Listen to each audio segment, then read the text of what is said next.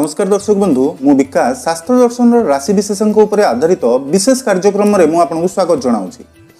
दर्शक बंधु जदि आप आम चैनल प्रथम थर पर देखुं तेज दयाकोरी आम चैनल को सब्सक्राइब करूँ। दयाकोरी भिडियोटी संपूर्ण देखा चेष्टा करूँ। तेज डेरी कहीं आसतु आरंभ करवा आज सुंदर भिडियोटी।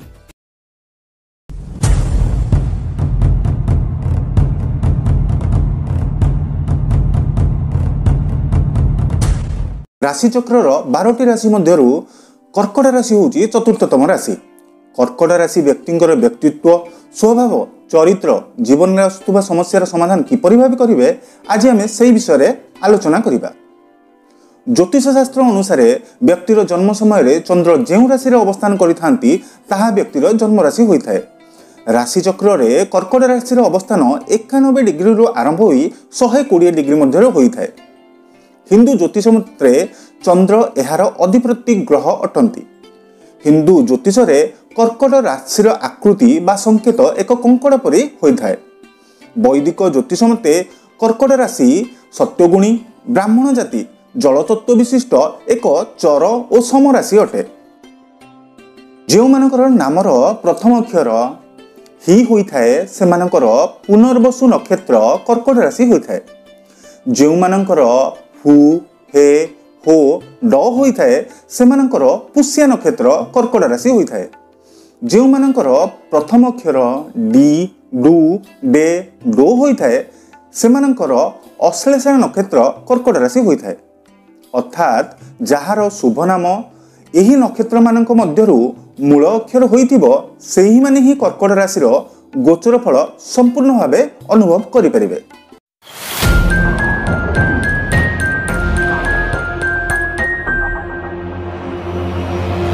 एबे आसुनु जानिबा कर्कट राशि व्यक्तिंकर व्यक्तित्व विषय। एही राशि रे जन्म नेइथिबा व्यक्ति भाग्यवान मध्य होइथांती भाग्यहीन मध्य होइथांती। जेउठारे जेउ भली परिस्थिति आसिले मध्य ताकू निजर अनुकूल करी तोलिबारे से पूर्ण रूप से सफल होइथांती।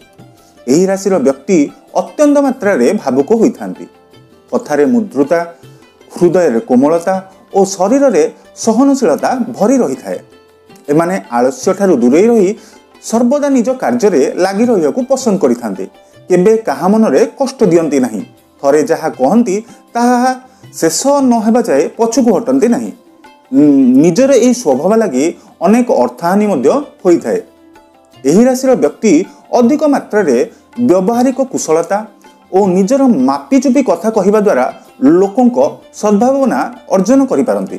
कर्कट राशि रे जन्म होइतिबा अधिकांश व्यक्ति अन्य मानकु खुशी रे रखिया पई चेष्टा करिथांती। एमाने आदर्शमय जीवन यापन करिया पई पसंद करिथांती। निज काम रे कुशल होई जीवन रे सफलता लाभ करिथांती।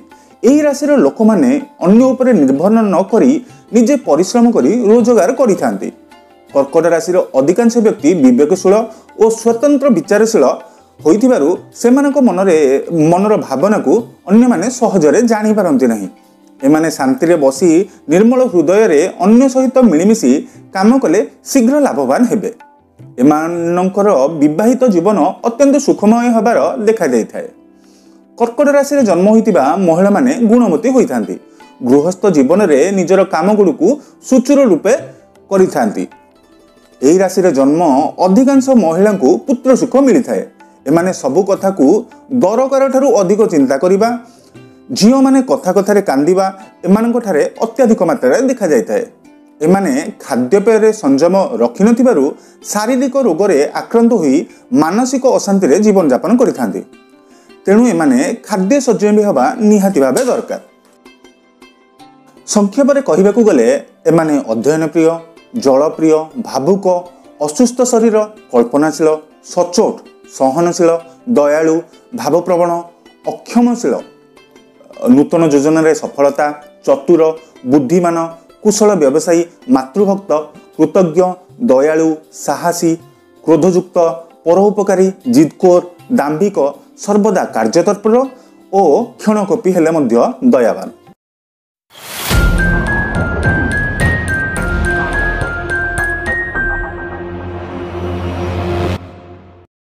इमानक पई शुभ और अशुभ राशि गुड़िक है वृष कर्कट बिछा और मीन।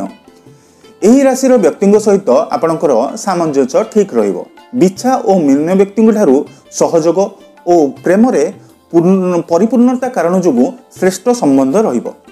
मीन और बिच्छा राशि व्यक्ति आपणकर सहयोग और मानसिक स्थिरता बजाय रहिबो। एही राशि आपणक पई विपरीत परिस्थिति और समस्यार स्थिति सुधार पई सहायक हेबे। एही राशि को छाड़ी एही सब राशि को छाड़ी अन्य जो सब राशि रहिला ताहा कर्कट राशि शत्रु राशि अटंती। आपण मानक पई शुभ अंक गुड़िक है 2 और 7, 1, 3, 4 मध्यम शुभप्रद। यही शुभ दिन में जदि आपण कौन कार्य करेंगे किंबा यही अंकर व्यक्ति सहित मित्रता आपण जीवन में पूर्ण सफलता आनीदेव।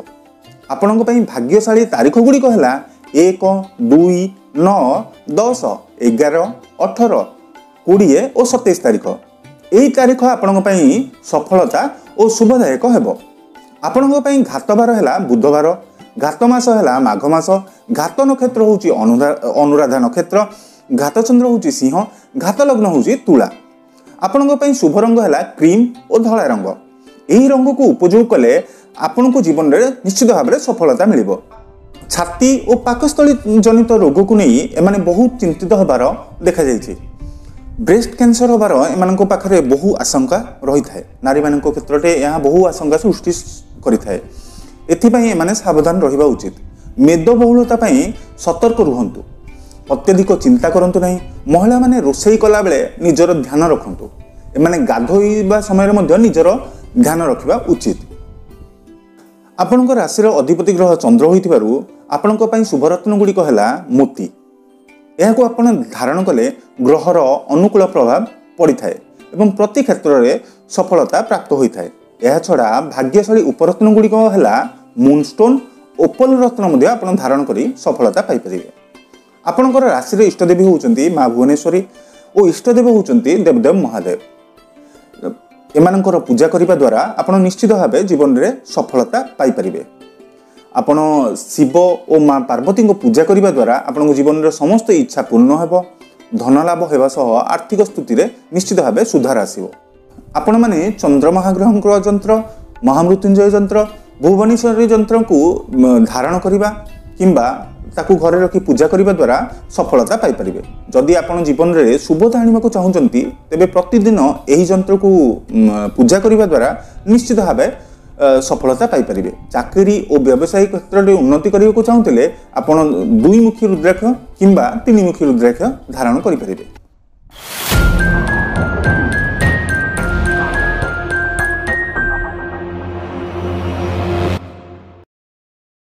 एबा आसंतु जानिबा कर्कट राशि व्यक्ति माने केउ प्रतिकार मान सब करिवे। प्रतिदिन सकाळर स्नान परे चंद्र महाग्रहंकर बीज मंत्र ओम श्रीं श्रीं श्रों स चंद्राय नमः मंत्र को 108 थर पाठ करंतु। सोमवार राति रे डाहाण हाथर कनिष्ठ आंगुल रे एक चांदीर मुदी धारण करंतु। एहा द्वारा मन नियंत्रण रहिबा सह उत्तम स्वास्थ्य और संपर्क रे सृष्टि होइतिबा समस्या दूर होबो। शिवलिंग रे जल और दही मिसाई अभिषेक करी धला फूल चढ़ांतु। महामृत्युंजय कवच धारण करंतु। एहा द्वारा प्रत्येक समस्या निश्चित भाव मुक्ति मिलिबो। शिवंकर रुद्राभिषेक करंतु। शिवंक मस्तक रे क्षीर और चंदन अर्पण करंतु।